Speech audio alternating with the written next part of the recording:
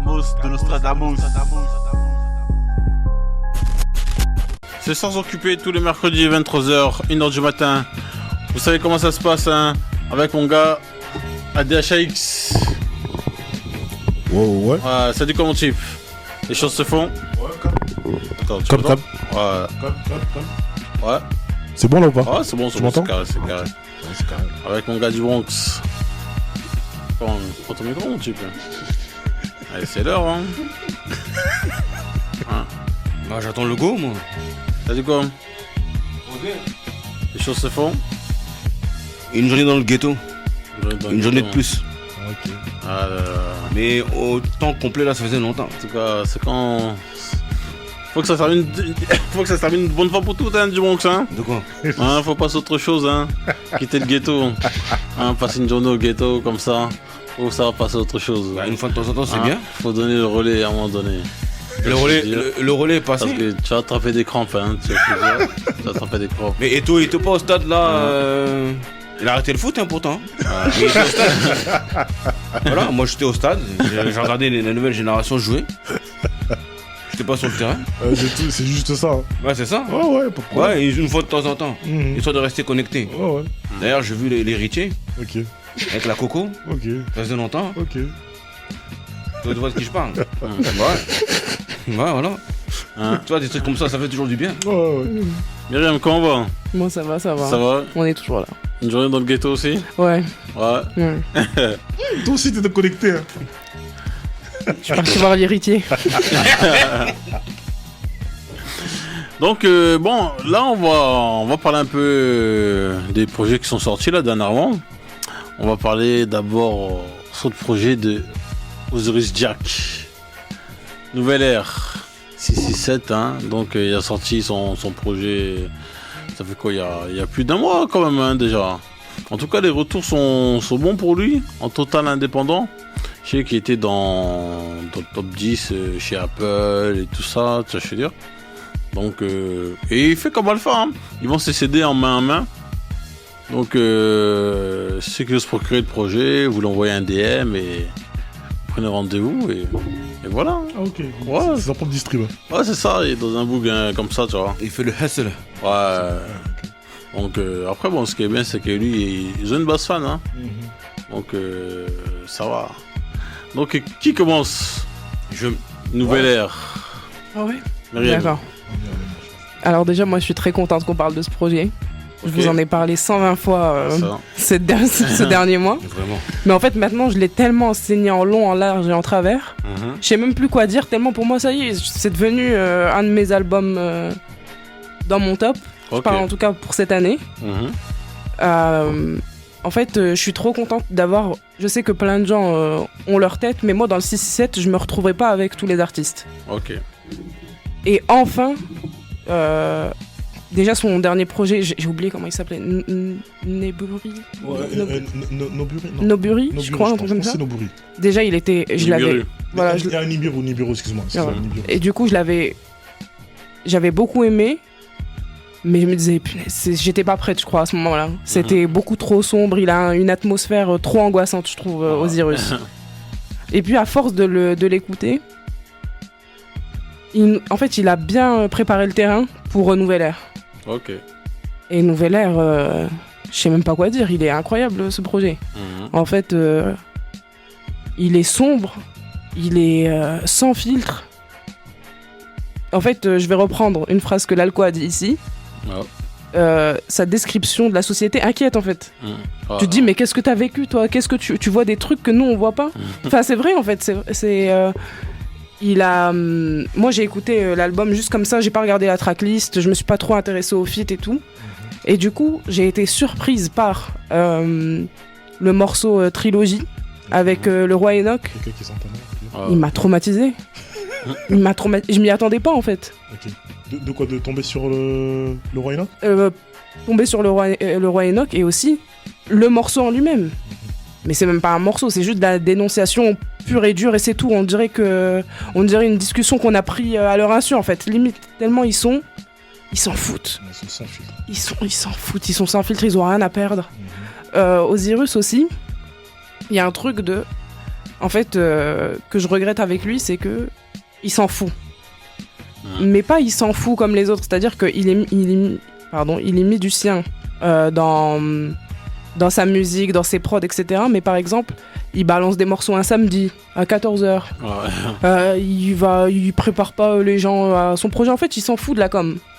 Alors que pour moi, ce projet-là, il a le potentiel d'un album de l'année. Si c'était Freeze qui l'avait sorti, à l'heure où on est, ça ferait un pétard bien plus que LMF. C'est mon avis. Ok. Voilà. Pour moi, c'est complet. C'est sombre. Il a son esthétique. Quand t'écoutes la musique, t'as envie de lui répondre. Ça me fait ça. Je me dis, ah ouais. J'ai envie de lui dire, ah ouais. Tout ça. Mais en fait, par exemple, il y a plein de fois où j'ai dû couper la musique. Okay. Parce que j'avais envie de lui répondre, en fait. Calme-toi, c'est bon. Doucement. Et aussi, il vient de Lille, je me trompe pas. Et donc, quelle fierté de l'avoir dans notre patrimoine lillois. Voilà. C'est un Lillois? Ouais, si, ça fait un mois qu'il est sur l'île. Il est sur l'île, quoi. Et du coup, du coup, une grande fierté de l'avoir de chez nous. Donc voilà. on avait Beffroi et maintenant on a Osiris. D'accord. Putain, quelle fierté. Dimonx. Ouais, moi je veux répondre sur ce qu'a dit Myriam sur la description de la société sombre.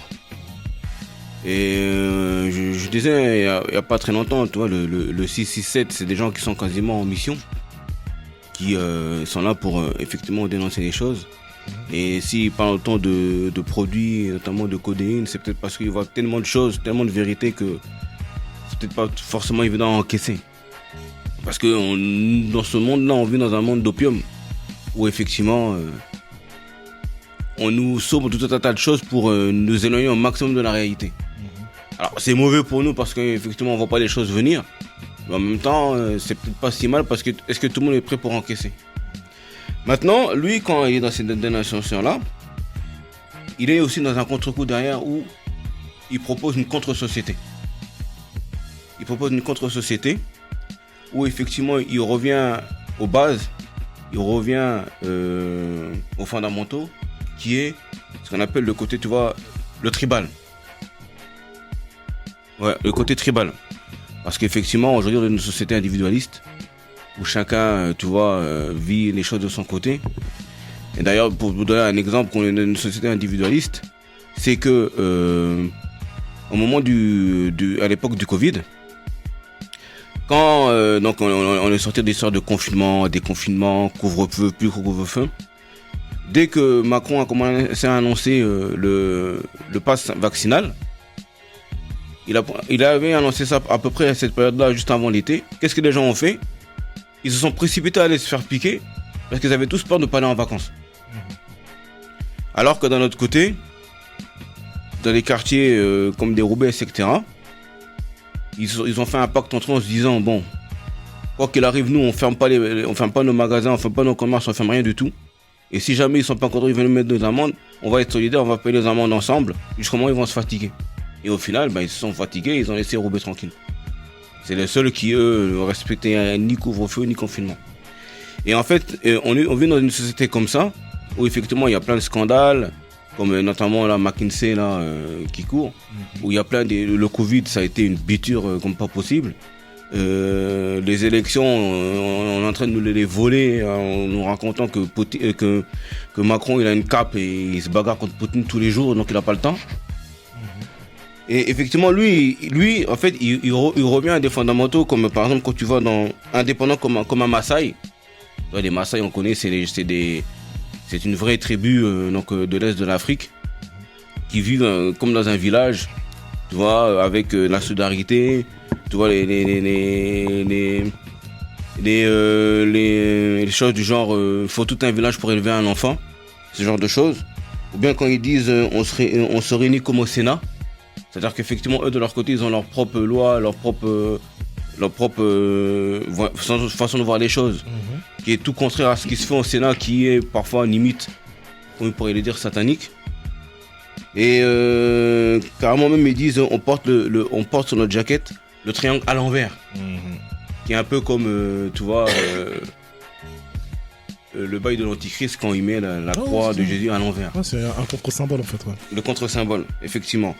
Après, effectivement, dans ce game-là, ils sont comme des ovnis. Parce qu'effectivement, comme tu dis, c'est de la dénonciation à l'état brut. Ça veut dire que c'est pas édulcoré, il n'y a pas des fantaisies, rien du tout. C'est vraiment de la sombritude. Très bien illustré, très bien imagé à travers leurs clips. Comme ils disent par exemple, on arrive dans le game comme un Vendredi 13. Vendredi 13 qui va dans les deux sens, qui peut être vu comme quelque chose de positif, comme quelque chose de négatif. Comme quelque chose comme de la chance, comme de la poisse. Ça dépend de quel angle de vue on se lance. Après, des phrases comme il faut des books, il faut les références, ou bien je mets pas un pied dans les loges, négro, je suis pas dans les normes. Quand on parle de loges, on parle forcément des loges maçonniques, mais on peut aussi parler également des loges dans les backstage, où on est dans les tracts et paillettes. Et puis après il y a des phrases comme mon rap vaut mieux que tous vos monuments. C'est-à-dire qu'effectivement son rap il y a tellement de vérité à dénicher, à décortiquer. Ça demande tellement d'écoute et de réécoute que finalement les trésors ils sont un peu là-dedans. Un peu comme un Tobuntu où les trésors donc de la fête ancestrale qui est le berceau de l'humanité étaient réunis là-dedans et il y avait des choses à cacher. D'ailleurs, l'une des premières choses quand l'armée française est arrivée là-bas ou quand les djihadistes sont arrivés là-bas, la première chose qu'ils ont fait c'est faire exploser le musée de Tombouctou.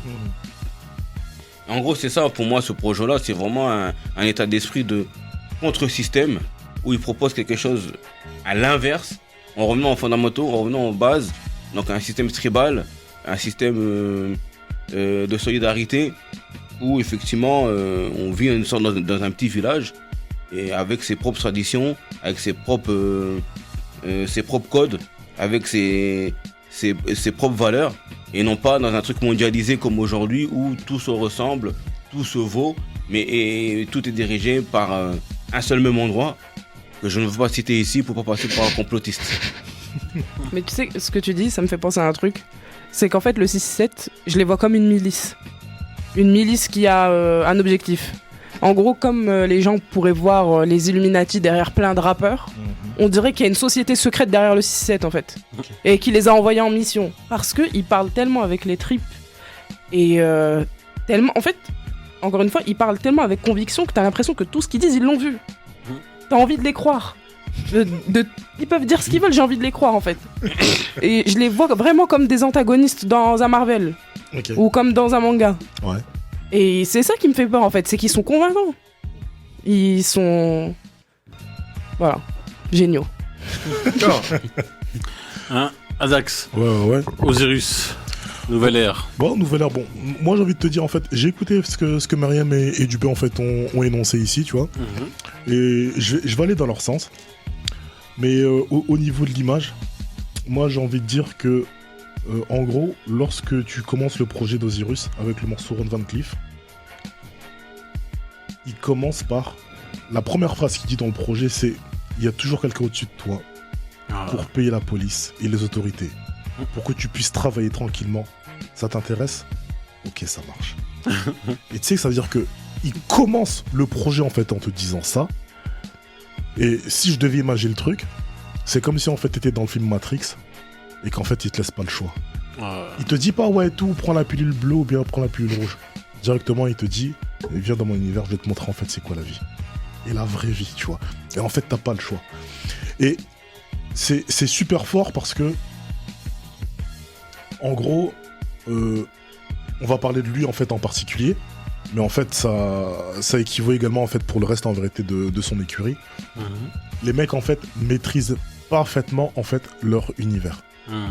Myriam en fait l'a dit ici, tu vois, ça veut dire que les mecs sont remplis de convictions et ils nous font part de ces convictions là, mais les convictions qu'ils essaient en fait de nous expliquer aujourd'hui en vérité pour le commun des mortels ce sont des théories de complot. Les gens ne peuvent pas comprendre ce que vous êtes en train d'expliquer. Et j'ai envie de te dire, l'une des raisons pour lesquelles en fait leur art passe aussi bien, c'est que ce sont des mecs qui racontent des choses de manière vraie, tu vois. Donc ils y croient. Mais vu que tout ce qu'ils te racontent, ils n'arrêtent pas de saupoudrer le fait également que c'est tellement dur en vérité à pouvoir vous l'expliquer, à pouvoir vous le dire, qu'à côté, on est obligé de boire et de fumer pour nous-mêmes en vérité accepter en vérité ce truc-là, qu'il y en a d'autres, lorsqu'ils écoutent les trucs, ils se disent « Eh mais mec, tous les trucs qu'ils racontent, c'est des dingueries !» Mais en vrai, ce sont des dingueries de mecs pas clairs. Et ça, c'est l'une des grandes forces en vérité de tout ce crew-là. Ça veut dire que, pour d'autres, lorsque ils lisent entre les lignes, ils disent non, en fait, les trucs qui sont dits, en fait, ça a vraiment du sens. Et pour d'autres personnes, ce n'est que du folklore. Et ça, c'est une réelle force, tu vois. Et après, t'as vu, si on doit parler en fait du projet, tu vois, j'ai envie de te dire, zéro faute. Zéro faute dans le sens où l'univers en fait est tellement maîtrisé que pour moi en fait ça veut dire que l'univers en fait qu'ils ont apporté et l'univers qu'en fait Osiris dégage en fait est tellement fort que le mec en vérité peut se permettre de faire ce qu'il veut. Ça veut dire qu'ils sont tellement et il est tellement en fait hors toute convention que peu importe en vérité ce qu'il va faire, pour toi en fait ça va avoir du sens. Tu nous as dit un truc et tout à l'heure, c'est une dinguerie en fait. C'est-à-dire que lorsque tu auras en vérité un projet comme il est fait là, tu vois, et aujourd'hui en fait le 6-7 en fait ça a quand même une certaine importance. Que ce mec là continue en vérité à vendre en vérité son projet comme un vulgaire en fait indépendant en vérité de quartier, or qu'en réalité ils ont des grosses basses fans et ils peuvent avoir des gros médias qui peuvent appuyer derrière. En fait c'est une dinguerie. Pour d'autres personnes tu dirais même en vérité c'est une faute professionnelle. Mais il est tellement en vérité, il incarne tellement en vérité sa théorie en fait de combat contre le système que sa manière de faire le business, toi t'es là tu dis ah ouais vu qu'il y croit mais qu'il fonce. Tu vois. Et ça, c'est pour ça que je dis pour moi et tout, tu vois, rien que ça, en vérité, c'est une grosse victoire. Parce que, pour moi, la manière dont ces mecs-là ont fait, en fait, leur business plan, ou bien, du moins, en vérité, leur univers, aujourd'hui, à l'heure actuelle, je ne vois pas d'artistes en France qui sont plus libres qu'eux. En France, hein. Attention, hein. Je ne vois pas de personnes, en vérité, qui sont plus libres qu'eux. Non, c'est clair, hein. Moi, franchement, ils me font penser au Goethe-Fab 2.0, hein. Mais pour moi, c'est même encore plus loin, en fait, que ça, parce que il y a un vrai discours politique derrière et sur la société. Ouais, parce que Ghetto-Fab, c'était juste des gens qui défonçaient des portes. Exactement, en fait. Ça veut dire que les mecs de Ghetto-Fab, ça veut dire que c'était des mecs, en fait, qui faisaient un vrai hustle, tu vois, mais en fait, qui faisaient un hustle pour eux. Or que là, en fait, t'as des mecs en fait qui sont là, qui essaient en fait justement de délivrer en vérité. Et en fait, les revendications que le Ghetto-Fab donnait, c'était des revendications. Ils le faisaient à travers leur état d'esprit. C'est leur état d'esprit qui était une revendication en fait. Donc, vous voulez pas de nous, on est là. Et ça, c'était une image pour tous les gens qui se sentaient un peu mis de côté, qui sentaient que les portes étaient un peu fermées et tout. Vous voulez pas de nous, on est là. Alors que le 6-7, c'est votre société, on n'en veut pas. Mais la différence, c'est qu'avec le 667, c'est des gens qui proposent quelque chose. C'est qu'ils doivent avoir fait une grosse différence avec tous les gens qui sont disant dénoncent. Tu vois, c'est ça un peu qui me fatigue avec les gens qui dénoncent, c'est que vous dénoncez. D'accord ? Mais qu'est-ce que vous proposez ? Qu'est-ce que vous donnez derrière ? Et surtout, des gens qui dénoncent, mais dès qu'il y a la contre-dénonce, ils sont pas prêts. Commence à chialer, panicher, oh non, pourquoi vous me tombez dessus, oh on peut plus rien dire, oh non, moi je fais pas de politique. Alors que tu t'es lancé. Et la deuxième chose, c'est que c'est des gens c'est des enfants de la dissidence, qui devient aujourd'hui du complotisme. Parce que comme on est arrivé de dissidence à complotisme, c'est qu'avant les complotistes, c'était qui ? C'était des gens qui avaient de la matière, qui avaient de la culture, qui avaient du coffre de connaissances, un cardio de connaissances, et qui avait su le digérer avec le temps pour le vulgariser. et donner, tu vois, l'envers du décor, permettre aux gens de lire entre les lignes, de voir des choses que les gens n'avaient pas forcément les moyens ou les possibilités de le voir. Les moyens, c'est les moyens intellectuels, et les possibilités, c'est on est tellement dans un monde de bourbier où les choses vont tellement vite qu'on n'a pas le temps de prendre le temps de regarder. Mais aujourd'hui, les complotistes, c'est des gens qui ils ont eu 2-3 bails. Ils ont même pas lu, mais entendu 2-3 bails, ils ont vu 2-3 vidéos, c'est parti, hop, ils pensent qu'ils ont la connaissance, ils se lancent. Et c'est toute la différence avec ces gens-là qui, eux, ont ingurgité et digéré tout un tas de choses, voire même encaissé au point où ils ont dû se mettre des substances dans la gueule pour effectivement encaisser tout ce qu'ils ont vu. Et c'est ça toute la différence, et c'est ça qui fait qu'ils sont au-dessus des autres et qu'ils sont une sorte d'ovni en fait. Une sorte d'ovni parce que comme tu le dis très bien, il y a la fanbase qui sont friands de ces trucs de complotisme, mais il y a aussi cette façon d'édulcorer, de prendre le recul, qui font que des gens qui sont un peu loin de tout ça, qui voient ça comme quelque chose de différent de ce qu'on peut leur donner, mais qui peuvent quand même prendre le temps de prendre la distance avec ça. Parce que c'est pas tout le monde qui est prêt, forcément. Ouais, tout le monde c'est pas tout le monde qui est prêt. Et cette façon d'édulcorer font que les gens sont capables de prendre du recul et d'avoir une fanbase de plus en plus large qui leur permet effectivement de faire des certifs. Non, c'est ça. Donc, je pense que de base, c'est une question de fanbase, hein, parce que tu sais, il y a beaucoup d'artistes, jusqu'au aujourd'hui, ils se plaignent. Hein. Oh, on est moins exposé, telle radio ne joue pas, tel média ne joue pas. Mais si t'es une base fan, tu t'en sors. Hein. Parce que Osiris, si demain il serait signé quelque part, je pense que sa proportion, ce sera encore fois 10. Hein. Ouais, moi je te dis en fait, la manière dont il fait les trucs et tout, je dis, il fait des trucs comme un vulgaire mec. Mais il les fait, il s'en fout. Il s'en fout. Mais comme j'ai dit, il a vraiment fait ça le truc de, je sais plus quel son, il l'a balancé un samedi à 14h, mais qui fait ça? Mais c'est pour ça que je te dis en fait, pour moi en fait, il n'y a pas plus libre que ces mecs-là. Mais c'est ça. Ils font ce qu'ils veulent. Et la répété, ils se sont donné les moyens. Ah oui, bien sûr. Ils se sont donné les moyens. Bien sûr. Non, c'est ça. Hein. Franchement, parce qu'il a fait un concert il n'y a pas longtemps là, en Suisse. Il y a 1700 personnes. Hein. Faut le choix. Et encore, ça veut dire que la salle, elle avait combien de personnes? Une capacité de combien de personnes? C'est ça le truc. Ouais. Non, franchement, pour dire que ces gens-là, franchement, 667, Osiris, franchement. C'est une communauté en fait. Ouais, voilà, c'est un mouvement carrément. Ouais, c'est un mouvement. Les gens qui les suivent, ils les suivent dans tout, dans le truc dans le délire politique, dans la musique, dans tout. Dans tout. Ils sont fous comme eux. C'est pour ça. C'est une secte. Hein. Bah oui. C'est la secte. Non mais ouais. La secte. Mais une secte positive, pour le coup. C'est une secte. Ouais, c'est une secte. J'en fais partie. Une secte, c'est une secte. J'en fais partie. Ok, d'accord. Ça y est. C'est ça. Hein. Et le morceau que vous avez retenu? Moi, celui avec le roi Enoch, hein, je suis désolé. En fait, c'est pas le mieux. Hormif, il est très très lourd. Ouais. Hein. Hormif, hein. Ouais. Mais en fait, ce que j'ai envie de dire et tout, c'est que moi, je comprends en vérité, Myriam, en fait, sur l'histoire du morceau trilogie, donc avec Roi Enoch. Et même le roi Enoch dessus, c'est vraiment un roi Enoch d'il y a longtemps. Mais le vrai fou qu'il est. Mais même ça, tu vois, ça veut dire que les mecs, il faut qu'on se rappelle quand même, tu vois, que en vrai. Roi Enoch, lorsqu'il a débarqué en fait dans le paysage du rap francophone, mais les gens n'étaient pas capables de comprendre en fait ce mec-là. Les mecs disaient en fait, mais non, mais en fait c'est un troll. Ouais. C'est qui ce mec, d'où il sort et tout, avec son flow en vérité en décalé, ses dégaines, les trucs qu'il raconte. Mais c'est un mec qui est tellement rempli de punch. Mais c'est un mec sérieux en réalité, tu vois. Mais ça veut dire que son délire, il y a trop de gens en vérité qui ne comprenaient pas. Et je trouve qu'en fait ça match fort. Et c'est pour moi, hein, les 6-7 en fait, Roi Enoch, et là tu le vois là, c'est une des inspirations.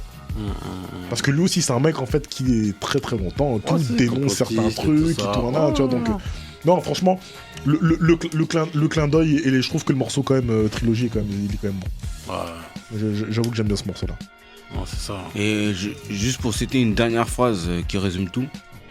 Dans Virgile 67, DKR. Vril 6-7, ouais. Vril 6-7, ouais. C'est DKR, la base. Tout est dit. C'est-à-dire que quand je dis il revient à un truc ancestral, tout part de là. Non, tout part de ces codes-là, tout part de ces valeurs-là. Non, si. Hein. En tout cas, on dirait que leur projet, c'est que tout leur genre qu'ils font, c'est d'investir là-bas à TKR. Hein. Je sais pas. En tout cas, je sais que tout part de là-bas. Maintenant, est-ce que ça va finir là-bas? Je sais pas. Mais la source, l'inspiration, la force. Ça parle de parcelles et tout ça. Ouais. C'est la phase là. Que ce morceau-là. Techniquement, ce morceau-là est très chaud. J'avoue. Non, c'est ça. Camus de Nostradamus.